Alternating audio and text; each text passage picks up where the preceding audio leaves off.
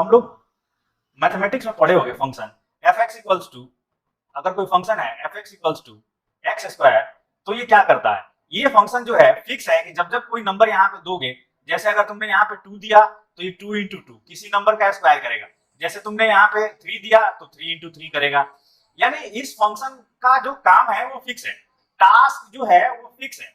तो किसी फंक्शन का टास्क जनरली क्या होता है, वो जो फिक्स होता है कि ये फंक्शन स्क्वायर ही करेगा। उसी तरीके से अगर एफ एक्स इक्वल्स टू कहीं पे लिखा है फैक्टोरियल एन, तो ये फंक्शन का भी टास्क फिक्स है कि ये 1 से लेके n तक में n की जो भी वैल्यू होगी वहां तक के नंबर्स को फैक्टोरियल x लिखना चाहिए, यहाँ पे x में फंक्शन बनाया हमने तो वहां तक के नंबर्स को ये मल्टीप्लाई कर देगा, ये होता है। तो फंक्शन का टास्क तो वैसे ही फिक्स होता है। वैसे प्रोग्रामिंग लैंग्वेज में भी हम लोग बोलते हैं कि that does a self function is a self contained block of statements that does a particular task. ठीक है, यहाँ पे सी की अगर हम बात करें, सी प्रोग्रामिंग में तो फंक्शन जो है वो बिल्डिंग ब्लॉक्स हैं। किसी भी सी प्रोग्राम के building blocks of C, functions are building blocks of C. Building block का मतलब ये होता है कि जैसे इन्हीं से मिलके कोई प्रोग्राम बनता है। जब कोई प्रोग्राम बनाना है तो फंक्शंस का ही कलेक्शन होता है, उसमें या तो एक फंक्शन होगा, एटलीस्ट सी प्रोग्रामिंग में एटलीस्ट वन फंक्शन हमेशा होना ही चाहिए, and that one function is main function. ये फंक्शन हमेशा होना ही चाहिए। तो कोई भी सी प्रोग्राम जो है वो फंक्शंस का कलेक्शन ही है, उसमें एक फंक्शन भी हो सकता है, उसमें एक से ज्यादा फंक्शन भी हो सकते हैं। ये हमने बता ही दिया कि दो तरीके के फंक्शंस होते हैं। फंक्शन जो है वो दो तरीके के होते हैं, एक लाइब्रेरी फंक्शन और दूसरे होते हैं user defined function. User defined function जैसे लाइब्रेरी फंक्शन जो प्रोग्राम की लाइब्रेरी में इम्प्लिसिटली इनबिल्ट है, जो यूजर की को फैसिलिटी प्रोवाइड करने के लिए, जैसे अगर प्रिंट कराना हुआ आउटपुट के लिए हम लोग प्रिंटफ यूज करते हैं, सिस्टम को इनपुट देने के लिए स्कैनफ यूज करते हैं। यूजर डिफाइंड फंक्शन जो है ये क्रिएटेड बाय यूजर्स क्रिएट करता है। जैसे main function user defined function है, सम फंक्शन कोई तुम बनाते हो, मल्टीप्लाई फंक्शन बनाते हो, स्वैप फंक्शन बनाते हो, ये सारे फंक्शन जो है ये यूजर डिफाइंड फंक्शन है, ये लाइब्रेरी फंक्शन नहीं है। अब जैसे कई बार समस्या ये होती है, ये जब मैंने बता दिया उसके बाद समस्या होनी तो नहीं चाहिए कि फंक्शन आप पहले से ही यूज करते आए हो। ऐसा जरूरी नहीं है कि जिस दिन आप फंक्शन हेडिंग पढ़े प्रोग्राम में उसी दिन से आप फंक्शन यूज कर रहे हो। आप पहला प्रोग्राम जब लिखते हो तब से ही फंक्शन यूज करते आए हो। तो लेकिन फिर भी ये जानो कि फंक्शन जैसे क्या क्या करना होगा जब प्रोग्राम बनाना होता है यूजिंग फंक्शन, तो प्रॉब्लम फेस करने लगते हैं स्टूडेंट्स। तो इतना ध्यान रखो कि जब भी कोई फंक्शन से तुम्हें बोलेगा एक्सप्लिसिटली कि ये फंक्शन का यूज करके प्रोग्राम बनाओ, तो अभी तुम ये मानो कि ये 3 काम तुम्हें हमेशा करने हैं। अगर फंक्शन का यूज करके प्रोग्राम बनाना है तो ये 3 काम हमेशा करना है। जैसे सबसे पहला हो गया फंक्शन प्रोटोटाइप। जैसे प्रोटोटाइप का मतलब इतना है, या इसको हम लोग बोलते हैं फंक्शन डिक्लेरेशन। जैसे आप वेरिएबल डिक्लेरेशन करते हैं, वैसे फंक्शन डिक्लेरेशन भी है। ये केवल रिटर्न टाइप के लिए एसपीएस रिजर्व करता है और कुछ भी नहीं करता है। ठीक है, तो या तो वेरिएबल डिक्लेरेशन का हो या फंक्शन। जैसे एक वेरिएबल को यूज करना है तो वेरिएबल डिक्लेरेशन करते हो, वैसे फंक्शन को यूज करना है तो फंक्शन डिक्लेयर करोगे या फंक्शन का प्रोटोटाइप दोगे। ठीक है, दूसरा है फंक्शन कॉल। जब फंक्शन से आप प्रोग्राम बना रहे हैं तो उस फंक्शन को, मेन फंक्शन को अलग से एक्सप्लिसिटली कॉल नहीं करना पड़ता है, ऑलरेडी कॉल हो जाता है। लेकिन यूजर डिफाइंड आपका जो फंक्शन होगा उसको कॉल करना पड़ेगा, तो कॉल करना पड़ेगा। और तीसरा जो है ये फंक्शन डिफिनीशन।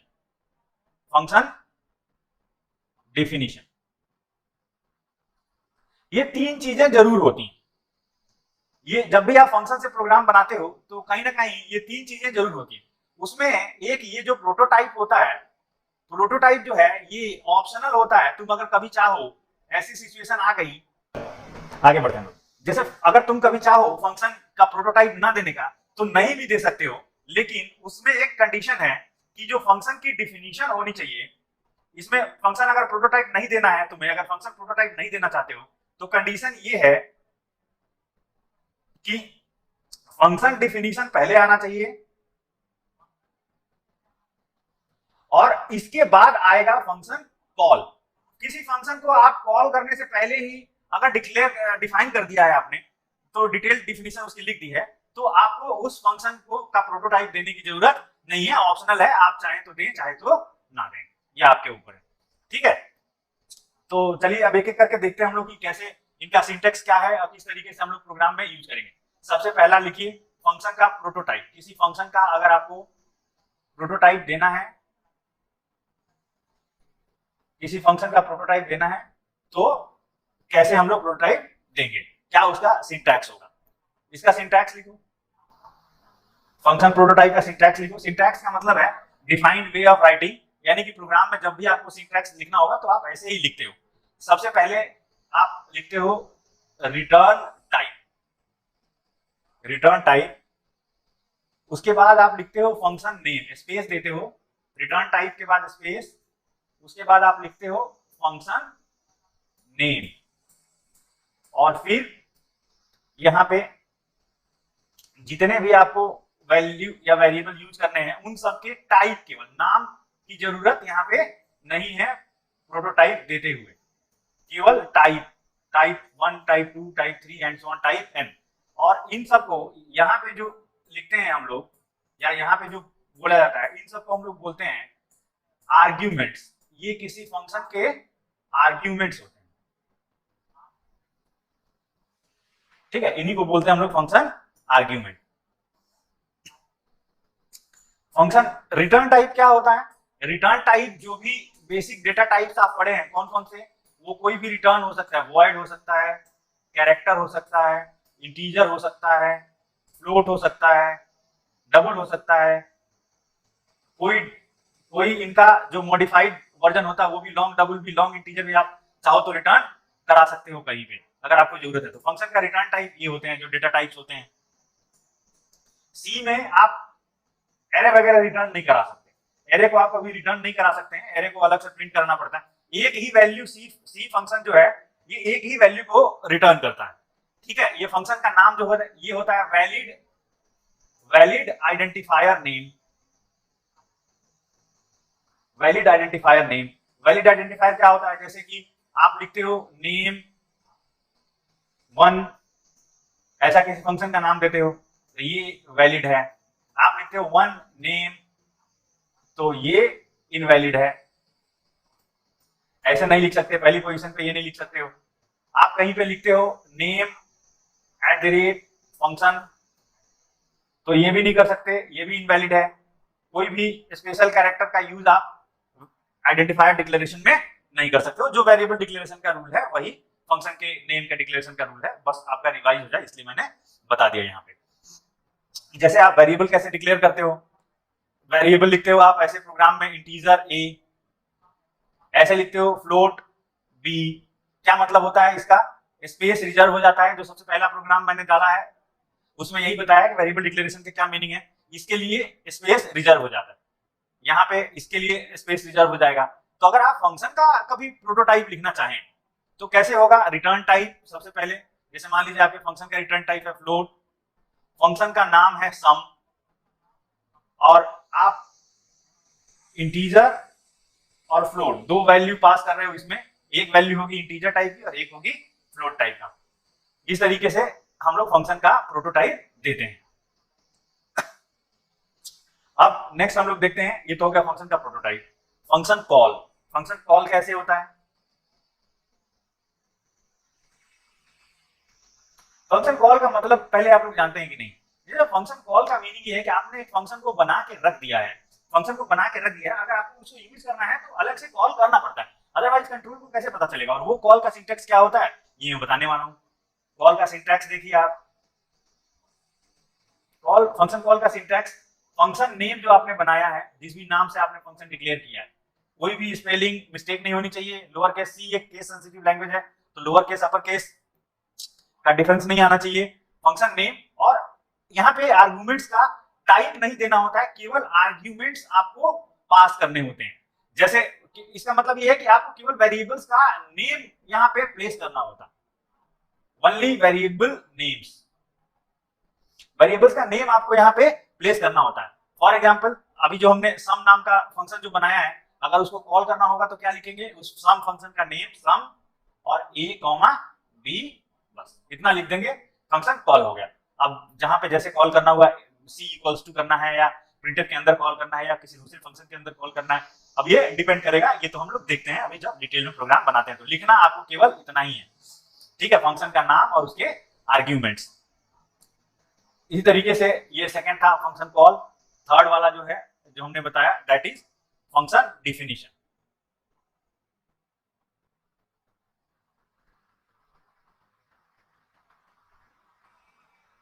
फंक्शन डिफिनीशन, तो फंक्शन डिफिनीशन में क्या क्या चीजें रहेंगी, फिर से पूरा डिटेल जैसे आप प्रोटोटाइप लिखते हो वैसे लिखना पड़ेगा। रिटर्न टाइप,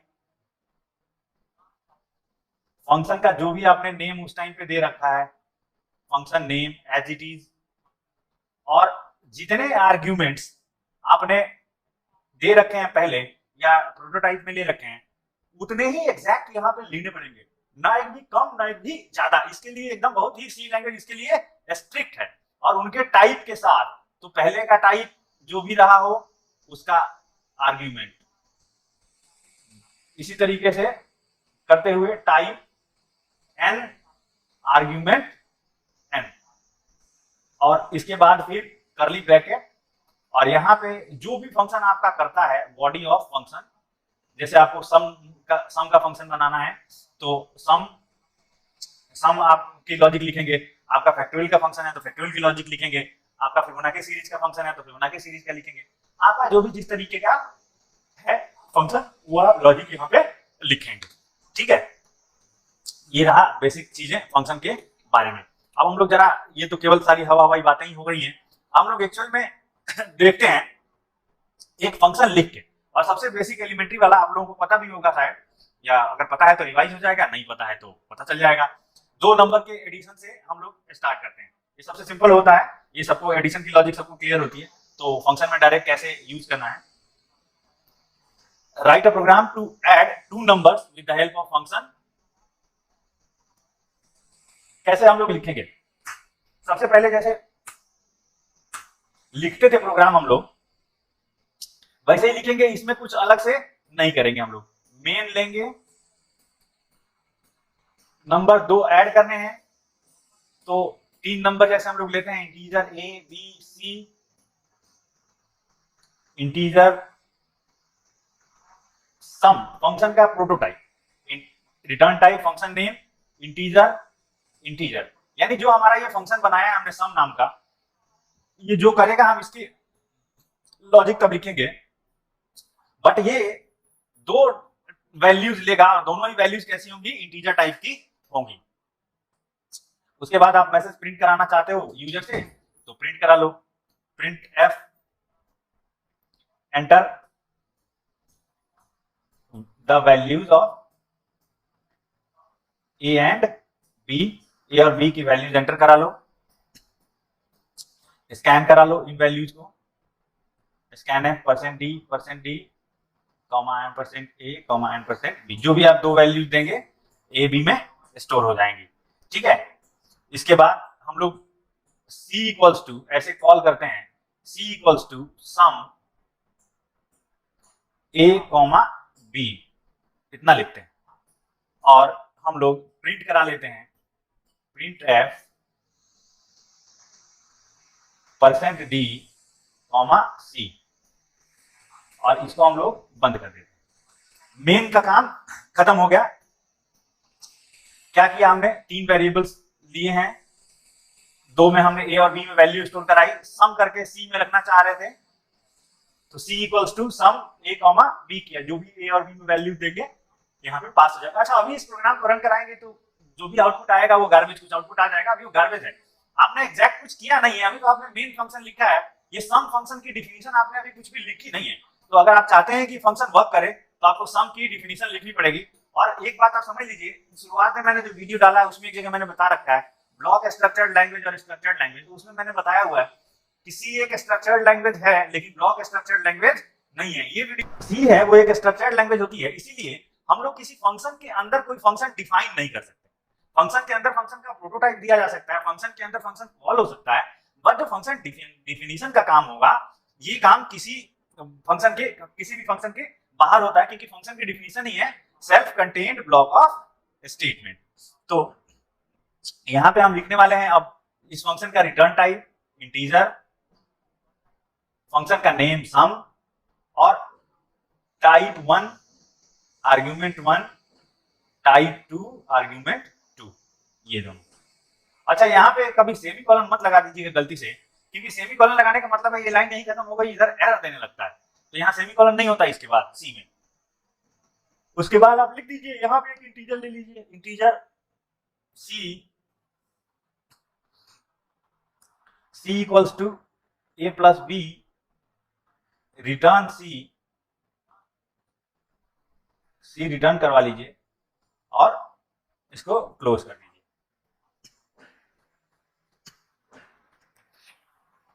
ये है एक सम का प्रोग्राम। कैसे सम होगी वैल्यू, अगर आप लोगों ने लिख लिया है तो समझिए जरा। यहाँ पे इंटीजर ए बी सी इस तरीके से करते करते हम लोग आए, दो वैल्यू दिए, मान लीजिए सपोज करिए आपने 3 और 2 दे दिया वैल्यू, 3 और 2 दे दिया वैल्यू, तो ए में 3 और बी में 2 गया। इस तरीके से आप जैसे ही करेंगे तो यहाँ पे इसका मतलब ये है कि ए में 3 बी में 2 लेके ये फंक्शन ने कुछ को कॉल किया। यहाँ पे ए में वैल्यू स्टोर हुई 3, बी में स्टोर हुई 2, C equals to A plus B, 3 + 2 5, return C को रिटर्न, जैसे ही रिटर्न स्टेटमेंट आता है, ये रिटर्न स्टेटमेंट जो है ये हमेशा रेफर करता है जहां पे फंक्शन को कॉल किया गया है उसको, इसको ये रिटर्न स्टेटमेंट यहाँ पे रिटर्न करता है ले जाके। यहाँ पे रिटर्न किया तो जो भी वैल्यू 5 आई है इसकी में वैल्यू 5 रिटर्न किया तो सी में वो वैल्यू स्टोर हो गई, यहाँ पे हम लोग प्रिंट करा लिए। इसमें बहुत सारी चीजें हैं जो अभी मैं समझाने के लिए लिखा हूँ, जरूरी नहीं कि ऐसे लिखें आप। यहाँ पे सी प्रिंट कराने के जगह पे यहाँ पे डायरेक्ट सम ही लिख दें। अगर आप इसको रिप्लेस करना चाहें इस वाले स्टेटमेंट को तो ऐसे लिख सकते हैं printf, मैं लिख रहा हूँ फिर से, इस वाले स्टेटमेंट की जगह पे अगर आप ये ना लिखना चाहें तो ऐसे लिख दीजिए printf %d, direct function call यहीं पे कर दीजिए a, b, बस हो गया, इतना ही और कुछ भी नहीं। इसकी जगह पे आप ऐसे यूज कर सकते हैं। वैसे ही इसकी जगह पे भी आप यूज कर सकते हैं, रिटर्न सी करवाने की जगह पे, ये सब वेरिएबल डिक्लेयर करने की जगह पे आप डायरेक्ट लिख दें रिटर्न ए प्लस बी, तो ये भी चल जाएगा। ठीक है, इस तरीके से इसको हम लोग जो हमने वैल्यूज पास की, यहाँ पे हम दे रहे हैं वैल्यूज और यहाँ पे फिर ए बी इधर जा रहा है, इसको हम लोग बोलते हैं प्रोग्राम विद आर्ग्यूमेंट। मतलब हमने प्रोग्राम बनाया है उसमें आर्ग्यूमेंट दिए हैं, ये सम फाइंड आउट किया है हमने विद आर्ग्यूमेंट्स, विद आर्ग्यूमेंट्स। अगर आप चाहें तो बिना आर्ग्यूमेंट पास किए भी प्रोग्राम बना सकते हैं। वो कैसे बनेगा जरा देखिए, without argument, without argument find sum of two numbers without arguments.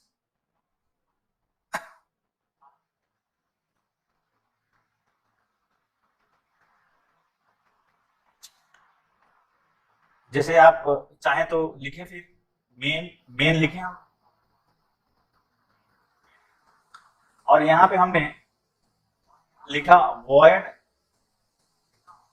void सम, और कुछ आर्गुमेंट नहीं पास करेंगे, हमको कोई आर्गुमेंट नहीं पास करना है, जो भी होगा उधर फंक्शन की बॉडी में होगा। ऐसे लिखिए और केवल इतना लिख दीजिए, सम को कॉल कर दीजिए और कुछ मत करिए, ये रिटर्न करने वाला तो है नहीं, ये कोई वैल्यू रिटर्न करेगा। उसके बाद जो भी आपको लिखना है वो सब आप सम के अंदर लिखिए। अब सम की डिफिनीशन, void सम, यहां पे आप लिखिए अब integer a, b, c, printf, enter a and b को एंटर करवा लीजिए, scanf %d, %a,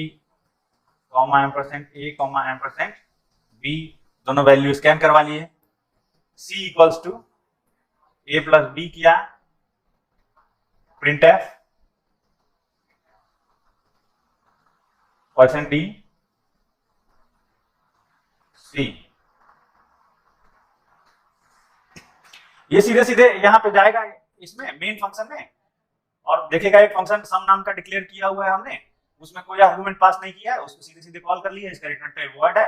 जैसे कॉल करोगे इस बॉडी में लेके आएगा, यहाँ पे सारी चीजें कर रहे हो। ये अभी तो तुम्हें सम का जब हम प्रोग्राम बना रहे हैं तो तुम्हें लग रहा है कि सर वही चीजें हो रही है जैसे हम क्यू फंक्शन यूज करें, बट अभी आगे आएगा ऐसी सिचुएशन आएगी जहाँ पे तुम्हारा बिना फंक्शन यूज किए आ रहा हूँ। आप लोग नोट बना के लिखते चलिए। जैसे मैं रिटर्न टाइप मैंने लिखा हर जगह कि प्रोटोटाइप में रिटर्न टाइप लिखते हैं, लेकिन यहाँ पे हमने देखिए मेन के जगह पे, मेन के पहले इसका कोई रिटर्न टाइप नहीं दिया है, ना तो यहाँ दिया है ना तो यहाँ दिया है। इस सिचुएशन में क्या होगा, जब कभी आप फंक्शन का रिटर्न टाइप ना दें या ना दे रहे हैं तो क्या होगा। देखो अगर तुम कभी फंक्शन का रिटर्न टाइप नहीं लिखना चाह रहे हो, इसका मतलब ये है कि कंट्रोल ये समझता है कि आप इंटीजर रिटर्न कराने वाले हो। आपका डिफॉल्ट, जैसे इसी प्रोग्राम को तुमने अगर ऐसे ही बनाया जाके सिस्टम में रन कराया, तो यहाँ पे देने लगेगा कि फंक्शन शुड, मेन में एरर देने लगेगा कि function should return a value. तो कहने का मतलब ये है कि नोट बना के तुम लोग लिखना चाहो तो लिख लो कि जो डिफॉल्ट रिटर्न टाइप होता है फंक्शन का, बाय डिफॉल्ट अगर आपने कोई वैल्यू नहीं, वर्ड भी नहीं रिटर्न कराया, डिफॉल्ट रिटर्न टाइप जो होता है इज इंटीजर। अगर आपने कुछ भी रिटर्न नहीं कराया है तो ये मान के चलता है कंट्रोल कि आप इंटीजर एक रिटर्न कराएंगे। ठीक है, इससे बचने के लिए अगर आपको कोई वैल्यू नहीं रिटर्न कराई, आप ऐसा फंक्शन बनाना चाहते हैं जिसमें वैल्यू नहीं रिटर्न कराना चाहते हैं, तो रिटर्न टाइप पे हमेशा क्या लिखिए, वॉइड, इससे बचने के लिए। ठीक है, एक और बात जो हमने बताया था कि अगर हम फंक्शन डेफिनेशन पहले लिख दें, फंक्शन डेफिनेशन पहले लिख दें और इस डेफिनेशन के बाद हम कहीं जाके फंक्शन कॉल करें, तो इस सिचुएशन में हमें प्रोटोटाइप देने की जरूरत नहीं है। चाहे तो दें चाहे तो ना दें, तो ना ही देना पसंद करेंगे हम लोग। Prototype is optional.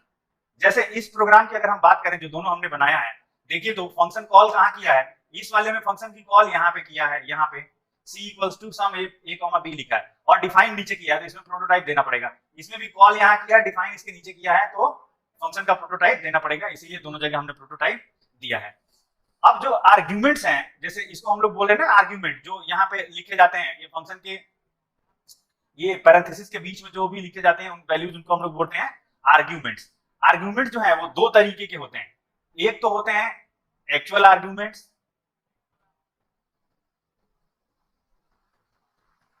और एक होते हैं फॉर्मल आर्ग्यूमेंट्स। एक्चुअल आर्ग्यूमेंट्स क्या होते हैं और फॉर्मल आर्ग्यूमेंट्स क्या होते हैं, जैसे जब आप जो भी लिख रहे होते हो फंक्शन कॉल के टाइम पे, जैसे यहां पे जो हमने लिखा है, यहां पे ये है जो, ये है एक्चुअल आर्ग्यूमेंट्स, ये है एक्चुअल आर्ग्यूमेंट्स। जब आप फंक्शन कॉल के टाइम पे जो भी आर्ग्यूमेंट लिखते हो दैट आर एक्चुअल आर्ग्यूमेंट, और यहां पे फंक्शन डिफाइन करने के टाइम पे जो आप लिखते हो दीज आर फॉर्मल आर्ग्यूमेंट्स। अगर आपको बहुत सारी बातें इसमें नहीं समझ में आ रही हैं तो याद रखने के लिए आप ये समझिए, फॉर्मल का मतलब होता है वेल डिफाइंड।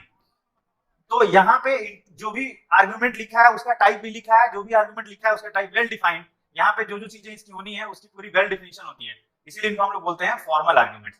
अब दोनों देखने की क्या जरूरत है, दोनों देखने की जरूरत ये है कि अभी हम लोग जब पॉइंटर पढ़ेंगे तो देख लेंगे कि फॉर्मल आर्ग्यूमेंट्स और एक्चुअल आर्ग्यूमेंट्स की मेमोरी लोकेशन दोनों अलग अलग होते हैं। जो मेमोरी लोकेशन है फॉर्मल आर्ग्यूमेंट और एक्चुअल आर्ग्यूमेंट की इज डिफरेंट। दोनों टाइप के आर्ग्यूमेंट्स की मेमोरी लोकेशन जो होती है वो डिफरेंट होती है। ठीक है, ये सारी चीजें हमें फंक्शन के इंट्रोडक्शन में बताना था।